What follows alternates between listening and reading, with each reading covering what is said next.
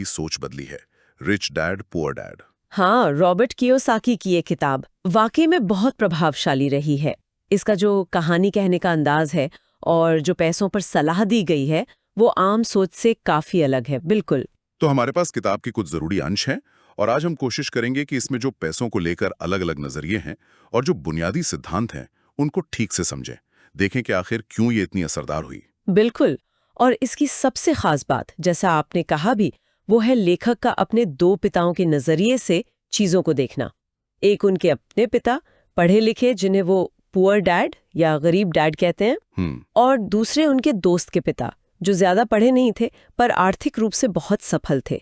वो थे rich dad या अमीर डैड, और दोनों की सोच में जमीन आसमान का फर्क था। हाँ, तो इसी अनोखे फ्रेमवर्क से शुरू करते हैं। ये दो पिता, मतलब दो अलग अलग फिलॉसफी। गरीब डैड पीएचडी थे, हमेशा कहते थे भाई स्कूल जाओ, अच्छे नंबर लाओ और कोई सुरक्षित नौकरी पकड़ो। हाँ, पारंपरिक सोच। बिल्कुल। उनके लिए शायद पैसा बहुत ज्यादा महत्वपूर्ण नहीं था, या शायद मानते थे कि पैसे का प्यार सारी बुराई की जड़ है, और घर उनके लिए सबसे बड़ी संपत्ति थी। और वहीं दूसरी तरफ अमीर डैड, जो 8वीं पास थे, उनका सारा जोर था आर्थिक स्वतंत्रता पर। अपना बिजनेस करो, निवेश करो। वो कहते थे नहीं, पैसे की कमी सारी बुराई की जड़ है। अच्छा। बिल्कुल उल्टा। बिल्कुल। और उनके लिए घर एक देनदारी थी, संपत्ति नहीं। उनका फोकस था संपत्ति बनाने पर और रिस्क, जोखिम को समझने और से मैनेज करने पर। ये फर्क उनकी रोजमर्रा की बातों में भी दिखता था, है ना?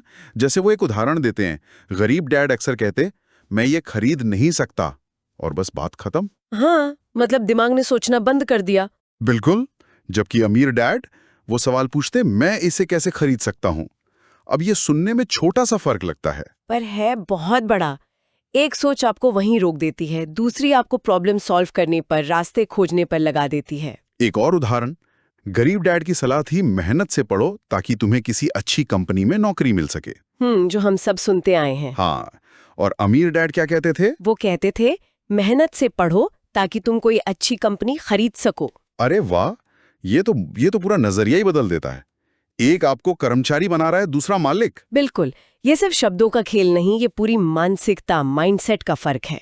और कियोसाकी ने क्या किया, उन्होंने दोनों की बातें सुनी, उन पर सोचा और फिर अपना रास्ता चुना। ये दिखाता है कि अलग अलग विचारों को सुनना और समझना कितना जरूरी है।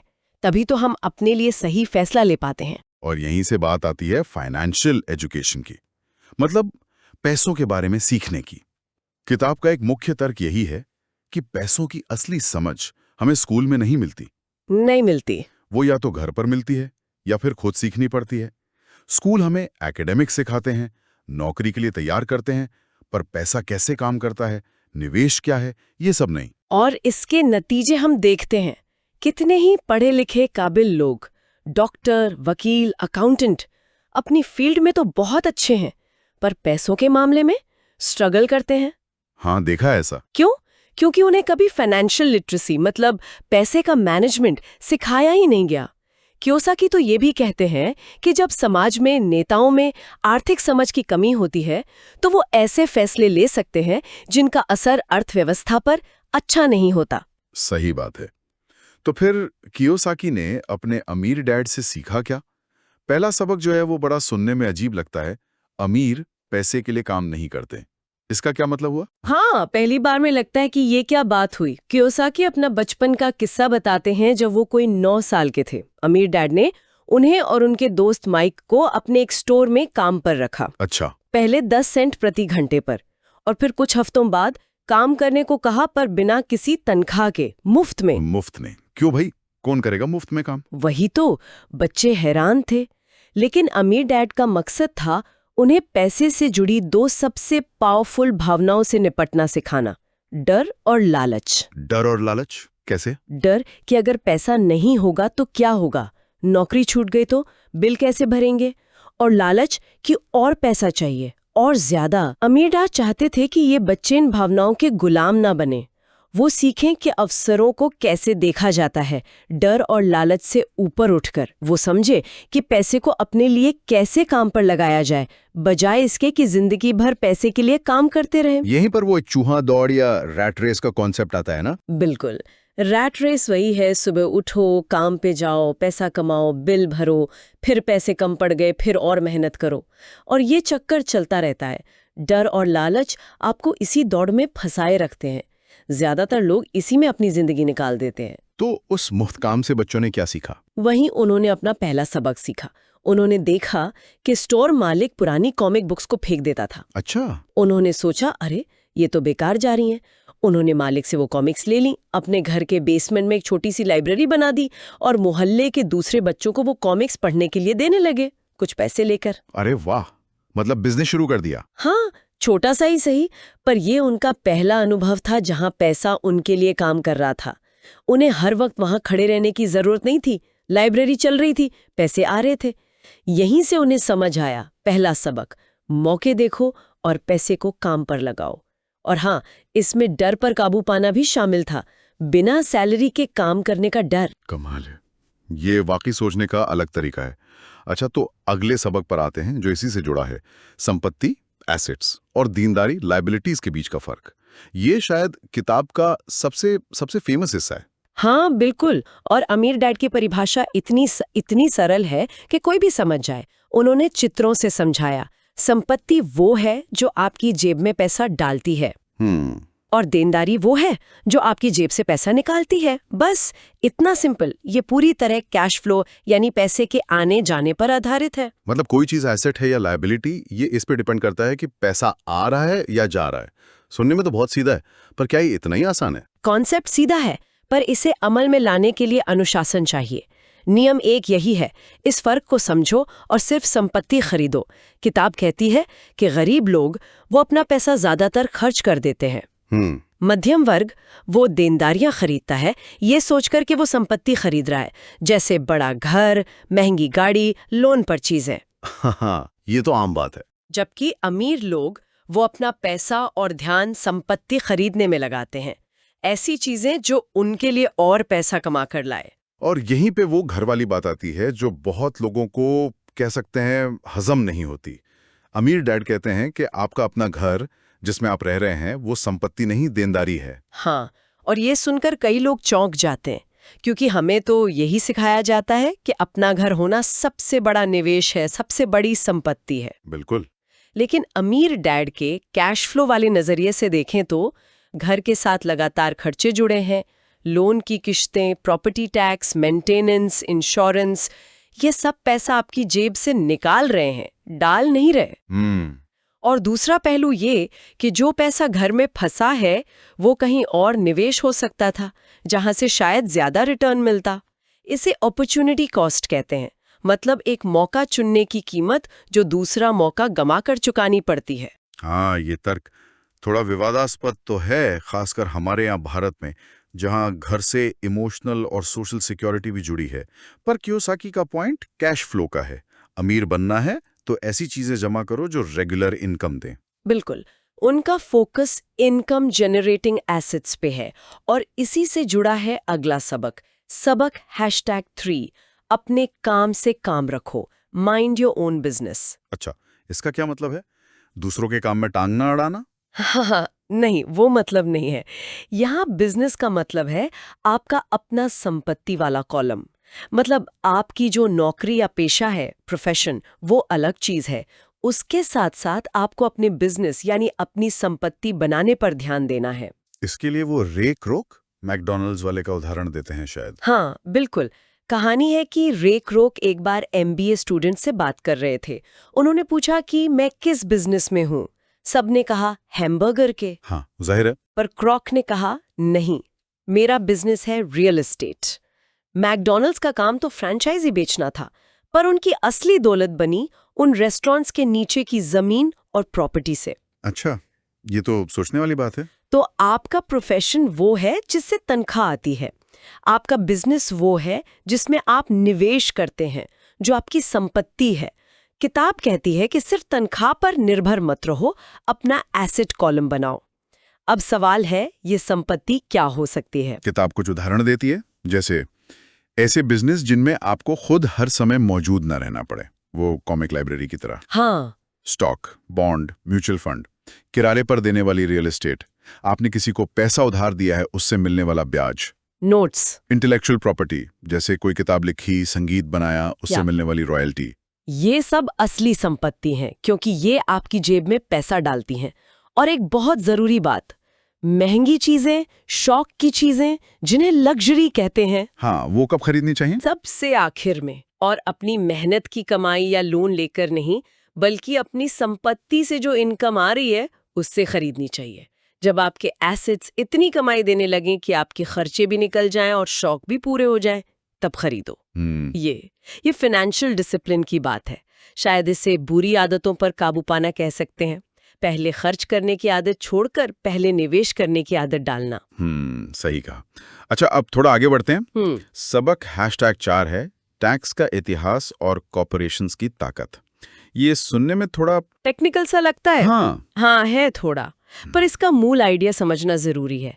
कियोसाकी बताते हैं कि इनकम टैक्स जब शुरू हुआ था तो अमीरों पर लगा था, पर धीरे धीरे इसका बोझ मध्यम वर्ग और गरीबों पर बढ़ता गया। अच्छा। हाँ, लेकिन अमीर लोगों ने इसका तोड़ निकाला, कॉर्पोरेशन यानी निगम बनाकर। ये कॉर्पोरेशन क्या चीज है और इससे अमीरों को टैक्स में कैसे फायदा होता है? कॉर्पोरेशंस एक लीगल एंटिटी है, एक कानूनी ढांचा जो उसके मालिक से अलग माना जाता है।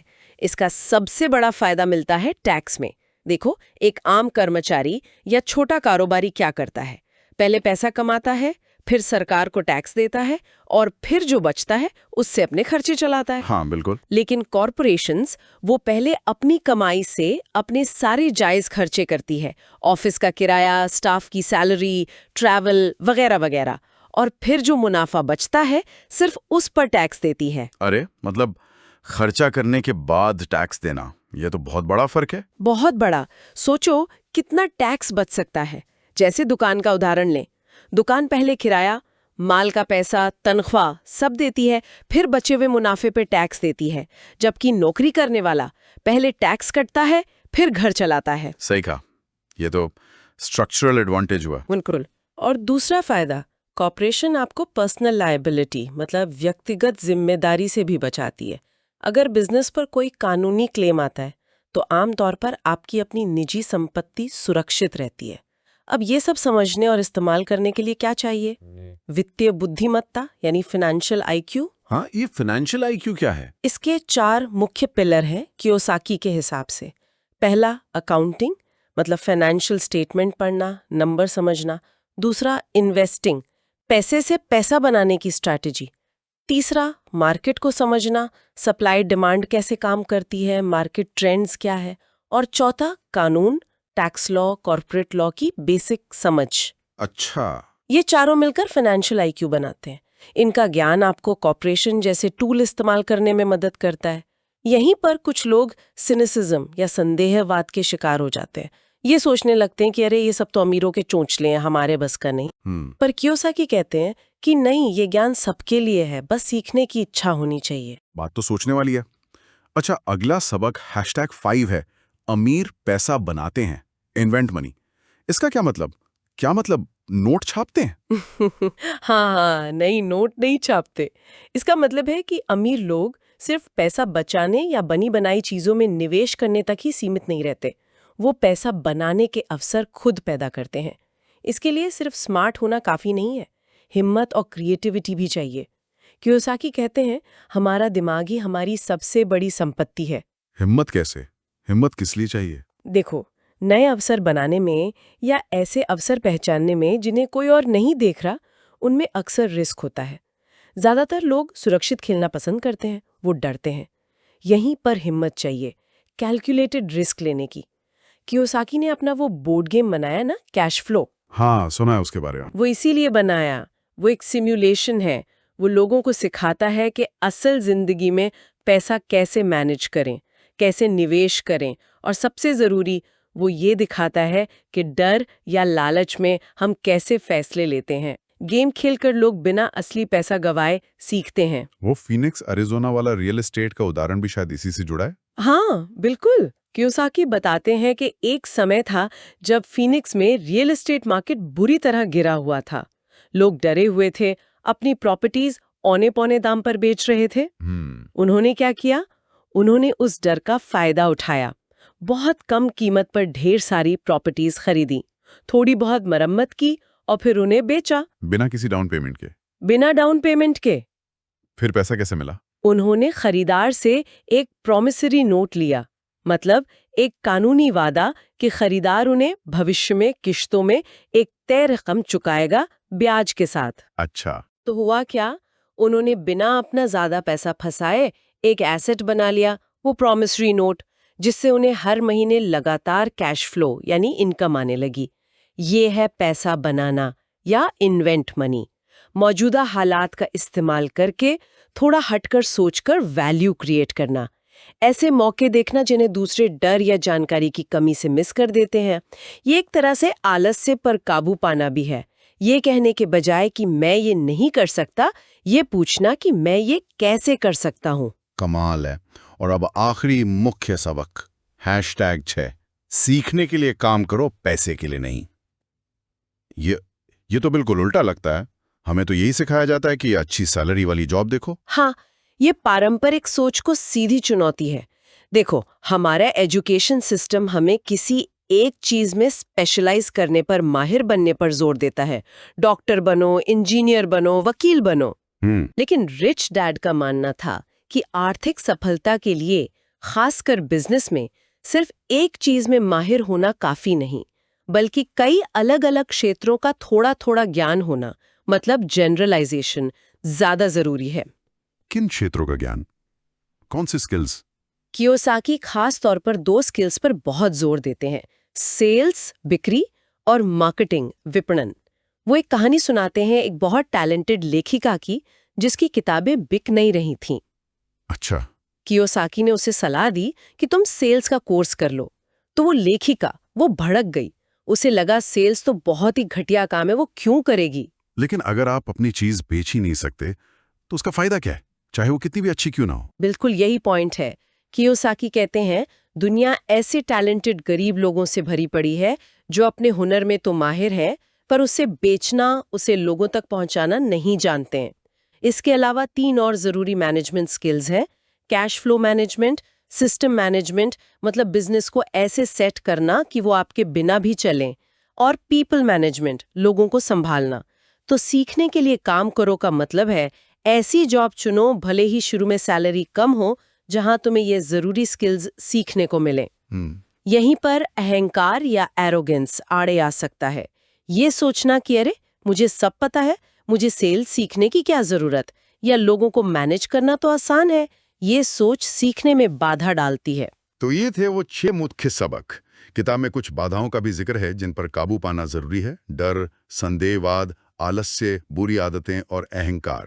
हमने बात करते करते इन्हें छुआ भी है। हाँ बिल्कुल, डर को मैनेज करना सीखना, खासकर पैसा खोने का डर। संदेहवाद से बचना, मतलब हर नई चीज को नकारने के बजाय उसका विश्लेषण करना। आलस्य को हराना, टाल-मटोल छोड़कर एक्शन लेना। बुरी आदतें बदलना, खासकर पहले खर्च करने की आदत को बदलकर पहले बचत और निवेश करने की आदत डालना। और अहंकार को काबू में रखना, हमेशा सीखते रहने के लिए तैयार रहना। ये सब उस अमीर वाली मानसिकता का हिस्सा है। सही कहा। अब सबसे बड़ा सवाल, ये सब जान तो लिया, पर शुरुआत कैसे करें? मतलब प्रैक्टिकल स्टेप्स क्या हों? किताब इसमें भी कुछ बताती है। हाँ, बताती है। सबसे पहला और सबसे जरूरी कदम है एक मजबूत क्यों ढूंढना, व्हाई ढूंढना। आपको आर्थिक रूप से स्वतंत्र क्यों बनना है? आपका मकसद क्या है? नौकरी का बंधन तोड़ना है, दुनिया घूमनी है, अपने परिवार के लिए कुछ बेहतर करना है? ये क्यों आपको मोटिवेशन देगा, मुश्किलों में टिके रहने की ताकत देगा। एक मजबूत कारण होना चाहिए।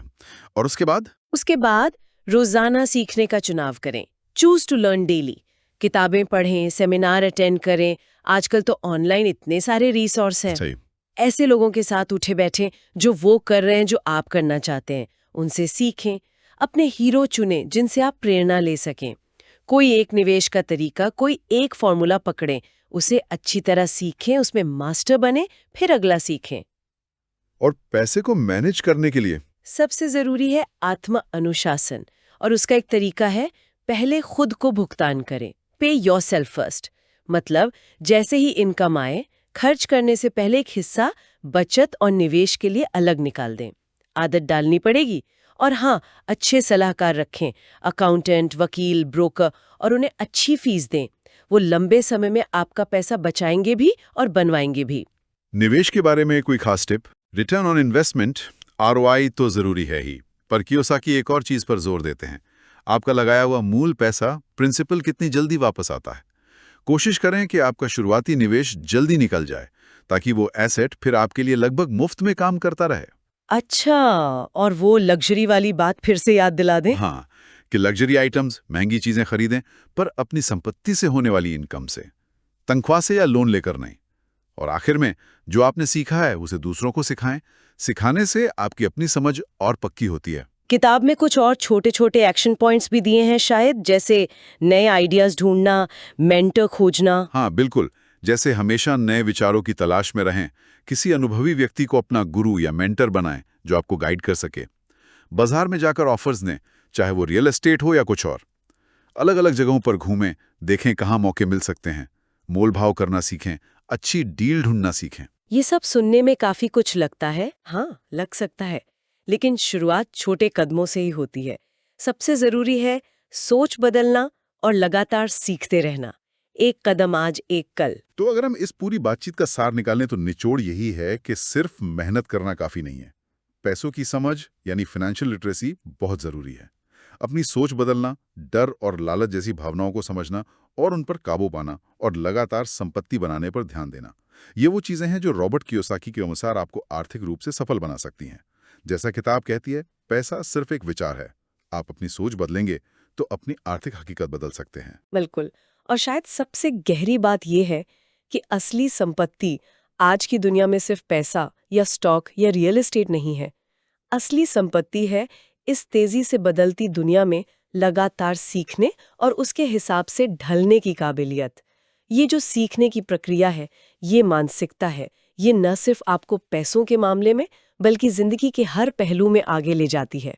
सोचने वाली बात यह है कि कोई सिर्फ फाइनेंशियल टॉपिक से हटकर भी जिंदगी भर सीखने की इस आदत को कैसे अपने अंदर मजबूत कर सकता है, ये एक बड़ा सवाल है। उम्मीद है आज के इस विश्लेषण ने हमारे सुनने वालों को अपनी आर्थिक आदतों और सोच पर एक नए नजरिए से विचार करने के लिए कुछ न कुछ जरूर दिया होगा।